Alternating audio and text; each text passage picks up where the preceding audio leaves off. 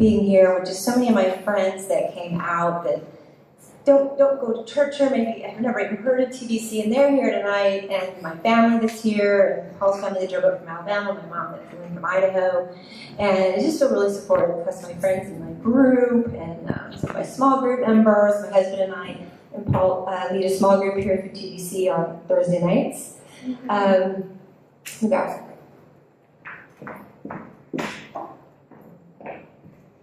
I brought a visual aid. I was going to ask, so yes, I want to say gratitude to Kim for just saying, hey, go for it. I literally, as she said, had, I think, one painting, which this one right here was my very first painting I had done, and I showed it to Kim on my camera phone at the women's retreat, and she's like, what do you mean that was your first painting? Like, ever? I'm like, kinda.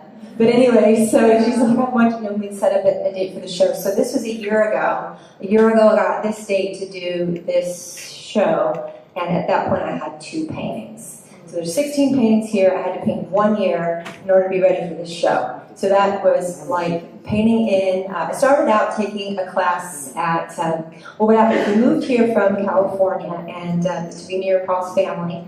I had no friends or family here in Nashville other than them. And he was laid off in his job in the Bay Area. I was working pretty much full-time in a school counseling position.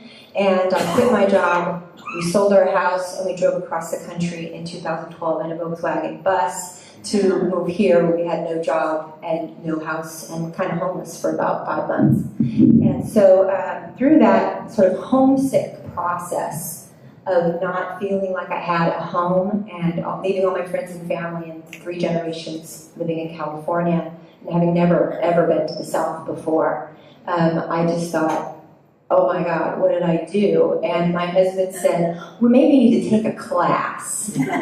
So I didn't have a job. So I got out the Nashville City Community class schedule and found they had a senior oil painting class at the Cone Learning Center.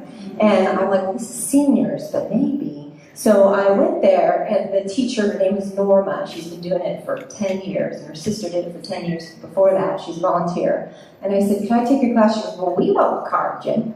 So, I'm like, really, all right. So, and then I just thought, honestly, my motivation was so lonely, and I had not one friend here. I thought the little ladies in the senior class will talk to me. I seriously thought that. So here's my visual aid. So this is the art box that my mom bought me when I was a junior in high school to take at the Kerr-Rima hardware store oil painting class for a summer. And it says on there, Kimberly Hill, June 15, 1984, I love you, Mom. And I put my oil paints in here for that class. And I had dragged this oil painting box around with me for a really long time. And I hadn't touched them since I was 16. I was 16, I got this box. I'm now 47, I don't bring to showing my age. It's like, wow, that's a long time, it's 31 years. And what happened was, I was in that Kerr-Rima hardware store class with that box and those oil paints. And oil paints last like 50 years. So I had them in there, and I hadn't used them or touched that box till 2 years ago when I moved to Nashville. And then I talked to Norma in the senior class, and she said, you can take the class, and I pulled out that box. And so my question to you is, I'm going to get there for a second. So this box is symbolic of a lost dream, a lost treasure chest in a sense, a lost gift. With that box, I painted my first painting that I got an art scholarship from. I painted one painting when I was 16, and I went up to Biola University. I wanted to go to this Christian college in LA. I said, can you, I can't afford to come here. And they said, show me your portfolio from stuff from high school. And I pulled out the painting I did at the Kerr-Rima hardware store. And the guy said, we'll give you a scholarship to come here. So I encourage all my high school students, I'm a high school counselor also, I say, save your stuff. So anyway, because that's what, that one painting got me a scholarship. So anyway, and then, so I started there for my freshman year. Then from there, family couldn't afford for me to go to a private school, started going to Long Beach State. But to get into the art department at Long Beach State, it was a highly impacted program. You had to pass a portfolio review just to take the class. And I had no confidence and such fear that I had no ability to do that. I had no mentors to say, you can do it. So I chickened out. I never did the portfolio review, and I just went undeclared. And that's what happened. So that's why I had never touched paints till now. So my question to you is, what is your box? What is your box that you have that has been untouched in your life?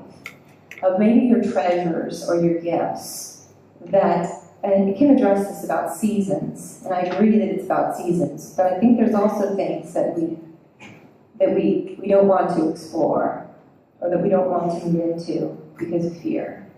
And in this case, there was many lost opportunities along the way, and I'll get there. So here's my question for you. Have you ever experienced a loss and wondered if you'll ever find yourself again?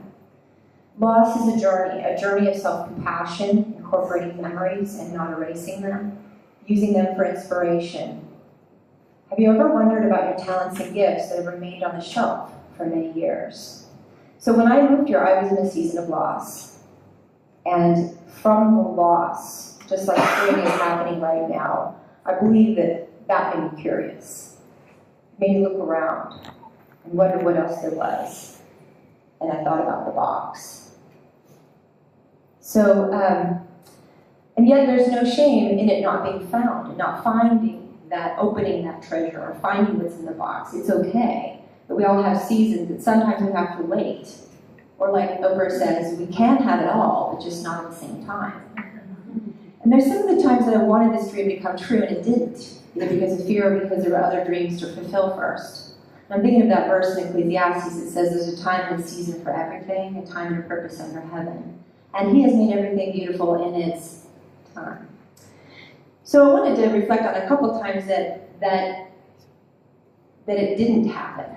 That I kept wanting it to happen since high school, that it didn't. Because I think that's an important part of the process.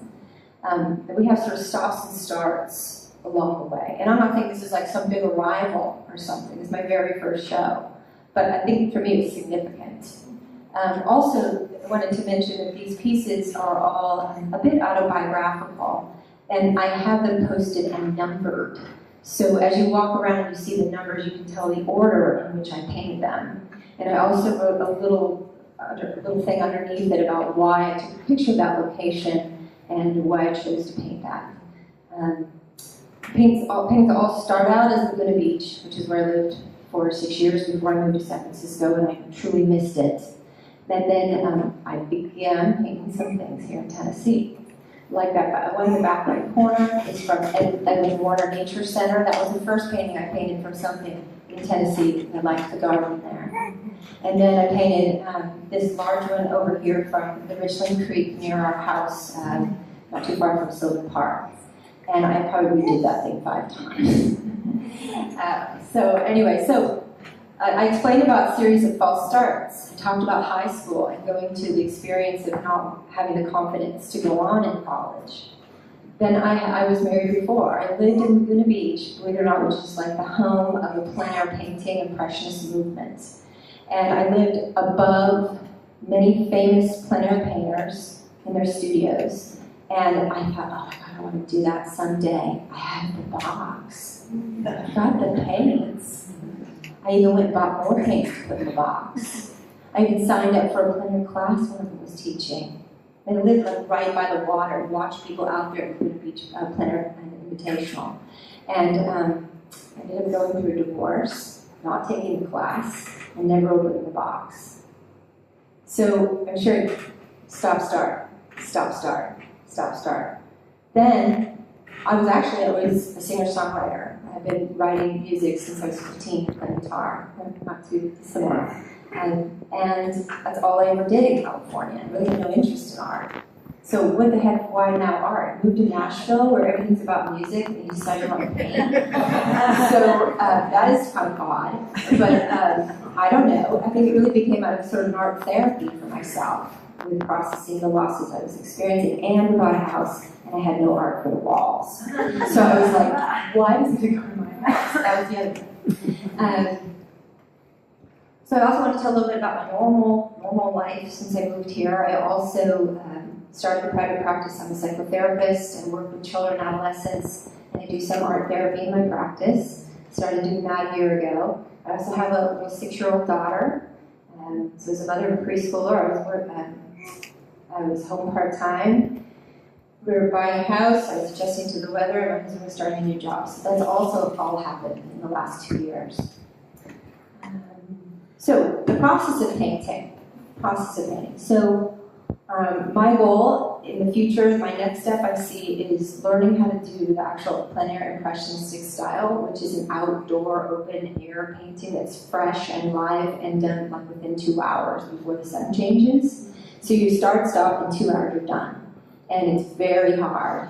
And I don't know why I have this idea that I can borrow my friend Alicia's easel, plein air easel, fly to California last summer, go over to Catalina Island, perch the easel up on the cliff, and try to do my hand in first outdoor oil painting without having taken a single class.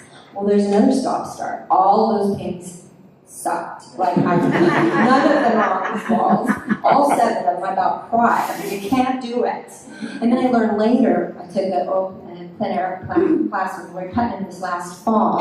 It was all about being able to tell what your colors were. There's a way of testing that the actual color is true on your canvas in the light outdoors versus when you come inside, the colors completely change. So it was really, really difficult. So that's my goal. I'm taking Lori Putnam's class. Believe it or not, which is super ironic now that I consider her my teacher, that she lives here in Nashville and won the Laguna Beach Plein Air Art Invitational this last year. And she is going back to teaching a plein air oil painting class in Laguna Beach, not more than a mile from the house where I used to live. But I'm going back to take the class with her this summer.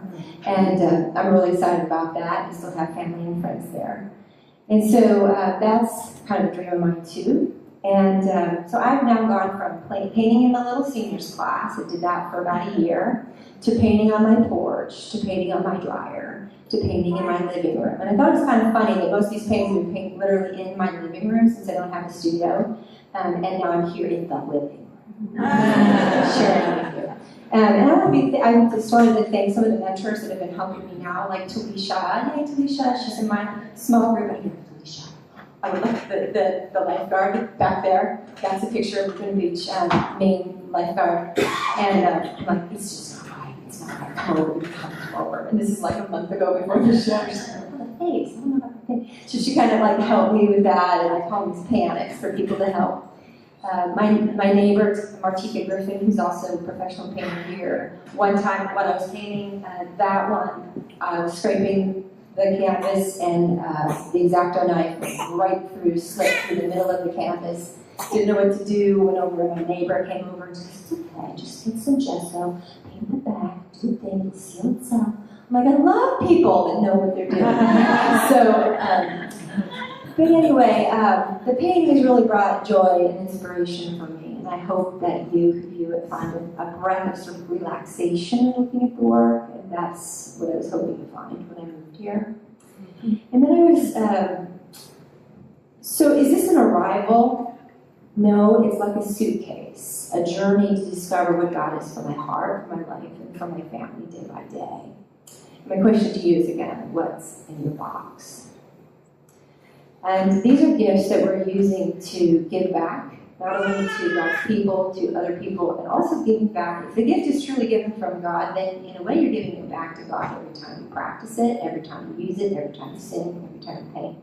And I found this verse in Proverbs today. It says, a gift opens the way and ushers the giver into the presence of the great.